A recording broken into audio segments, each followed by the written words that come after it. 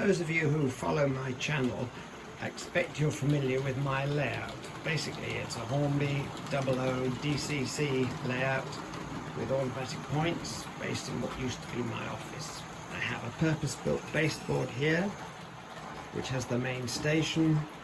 The tracks then proceed across my desk, over here, past a small branch line there, still continuing on the desk until it reaches the gap across the doorway, where I have another mainline station. It then proceeds into a bookcase, through the walls of the bookcase, around the corner, continues on through the bookcase until after it rejoins the main station.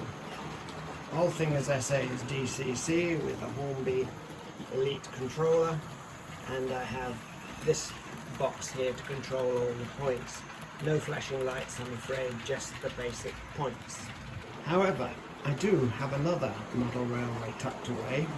I made it back in the 90s when my kids, who are now in their 40s, were in their late teens and early 20s, and it was a very compact N-gauge layout, and I thought I'd let it see the light of day again.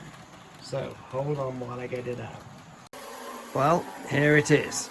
A very simple oval with a few points, a passing loop, and one little loco going round. It's all Pico-Flexitrack, and the points I think Pico motors, but I might have forgotten. I'll turn that loco off because it's making a bit of a din, and as you can see, the power goes through this multi-cable here, through rather a large connector there, so it allows me to move it away. And the controller, it's all the old-fashioned DC, 2 controllers. There are switches here so that each isolated area can be switched.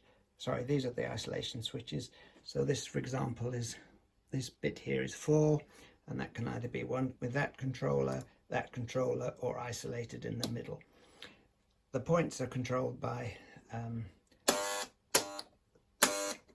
the usual solenoid switches, and it all works reasonably well. However, time passed on, life got in the way, and so it just went back in the cupboard. The board was designed to fit exactly in a cupboard over my bed, so it could be put out of the way.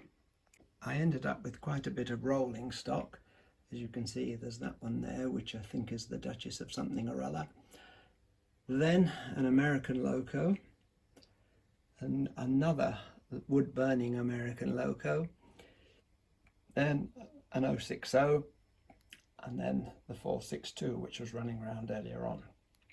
The reason I have this American model is that my daughter was working in New York for a while, and we went over to visit her, and I couldn't help buying a couple of items for them, the layout. As is always the problem on my layouts, I end up with far too much rolling stock for the track. So what I plan to do, rather than stick with this simple little layout, is not change it, but I bought quite a bit of Setrack from Pico, and I'm going to extend this one and put a whole load of sidings in the middle so that I can have all the rolling stock and locos on the track at once. As regards rolling stock, here are all my coaches and trucks, a bit of American outline. I won't get those out now, but when the track is finished you'll have a chance to see them. So there we are. Don't hold your breath, but hopefully in the not too distant future I shall put out a second video with the Setrack in place and it all operating. Bye for now.